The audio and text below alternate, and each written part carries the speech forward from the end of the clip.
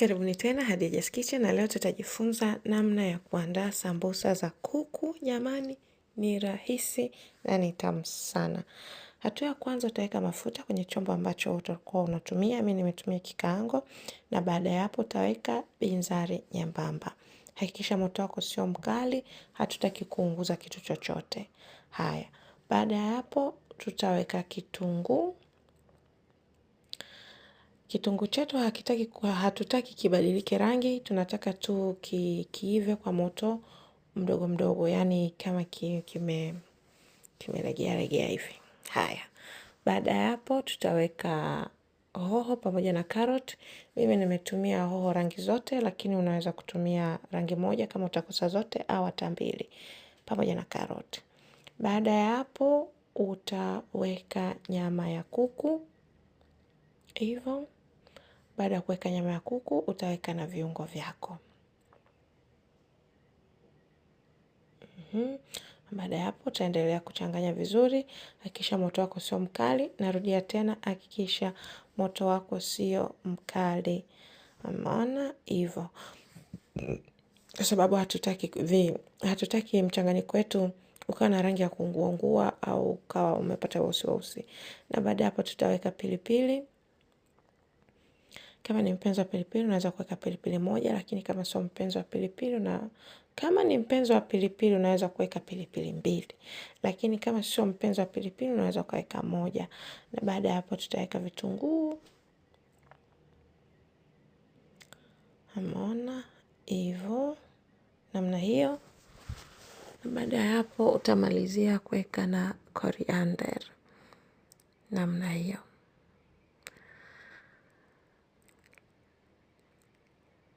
Na baada hapo mchanganyiko wako utakuwa tayari. Hakikisha unapoa kabla hujaingia hatua ya kufunga. Na mimi hizo ndo manda ninazotumia, zinakuwa zipo aina tofauti. Kuna zingine ndani zinakuwa 50, zingine ndani zinakuwa 30, lakini mimi huwa natumia hizo ambazo ndani zinakuwa 40. Na baada ya hapo nitazigawa mara mbili. Namna hiyo. Na baada ya kugawa mara mbili nitaanza kuziachanisha hivyo.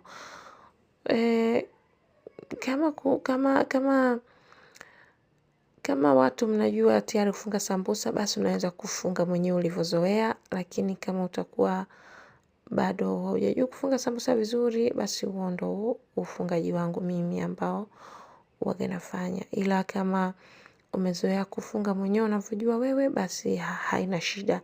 Ile mradi tu ni unafunga vizuri. Unaona, na sambusa inafungika vizuri, hata ukiwa kwenye kukaanga inakuwa haichafui mafuta. Unaona, namna hiyo.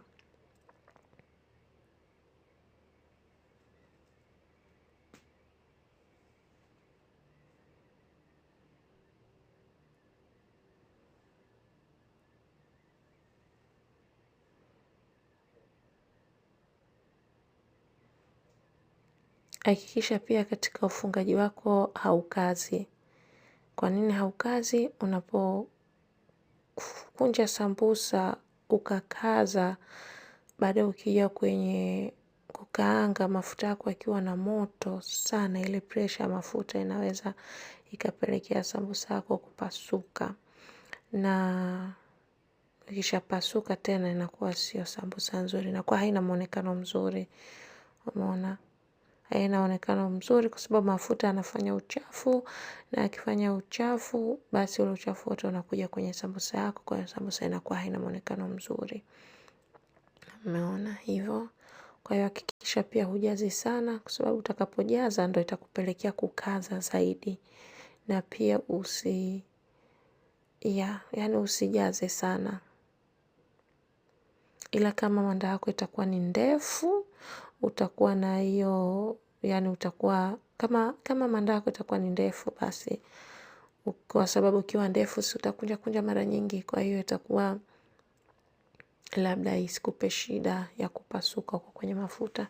Lakini kama utatumia manda hiyo ambazo ndani zinakuwa 40, na unataka sambusa zitokee 40, basi inabidi usikaze sana.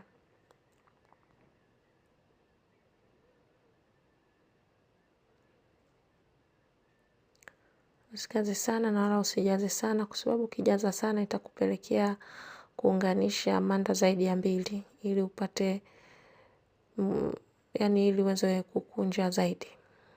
Yes, nishachanganya maneno hapo, ila natumai mmenielewa ninachomaanisha. Haya, na mimi ndo naenda kunja sambusa yangu ya mwisho. Hiyo kidogo ilikuwa imepata shida, lakini sitaitupa, nitakunja hivyo hivyo. Unaona? Namna hiyo. Na yenye zake pia ilikuwa imekaa kama, lakini pia siitupi. Nitakunja hivyo hivyo.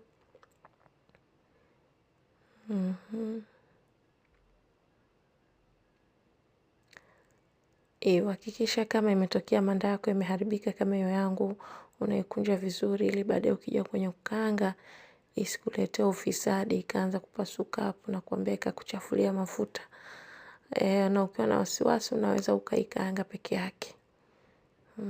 Kama itatokea hujaifunga vizuri au kama utakuwa na wasiwasi nayo. Umeona namna hiyo.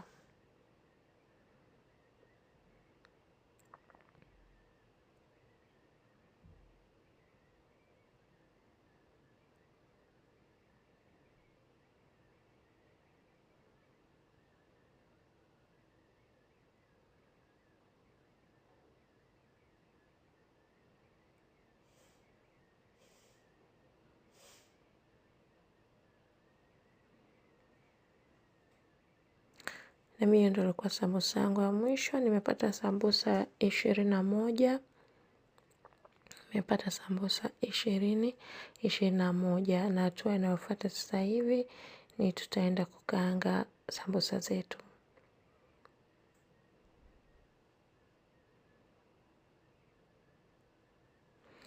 Kwenye kukaanga sambusa ni muhimu mafuta yako yakapata moto, yani usiweke sambusa kwenye mafuta ambayo ni baridi hajapata moto. Na utajuaje kama amepata moto? Unaweza kuchukua mwiko mkavu kabisa, ukajaribu kuutia kwenye mafuta, ukiona unachemka kama vile wangu mlivyoona pale, basi mafuta yako yako tayari na unaweza kuweka sambusa zako. Hakikisha pia hauzikangi kwenye moto mkali, sababu hautaki sambusa zako zikafanya mapele. Unataka zionekane vizuri, yani ziwe zinavutia zaidi. Kwa hiyo hakikisha moto sio mkali wala mafuta sio makali sana kupitiliza.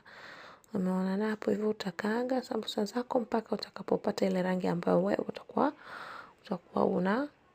ambayo wewe utakuwa umeridhika nayo. Na hiyo ndio ile sambusa yetu ambayo tulifunga mara ya mwisho, manda yake ilikuwa mbovu. Haya, na mimi hapo nimemaliza. Natoa sambusa zangu namna hiyo.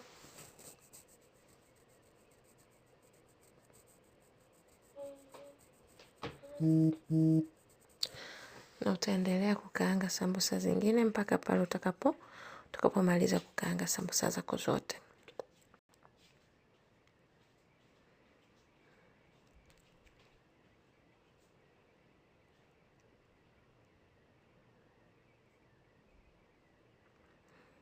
Hakikisha jambo moja msingi la muhimu sana kwenye sambusa, ile nyama yako ile hakikisheni vitu vinakuwa vikavu, isiwe na majimaji au mafuta.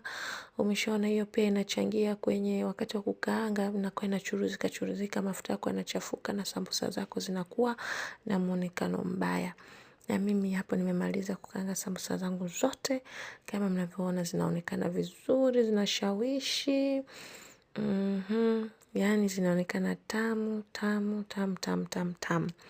Haya wapendwa, natumai mmenielewa. Kama kuna mahali hujafahamu, nimeongea kwa haraka, nimechapia humo, basi usisite kuuliza. Sambusa zetu zinavutia na mimi hapo naonja. Nimeshindwa kuvumilia nikaamua nionje. Umeona, na ndani zinaonekana hivyo. Nashukuru sana kwa kunisikiliza na karibuni tena.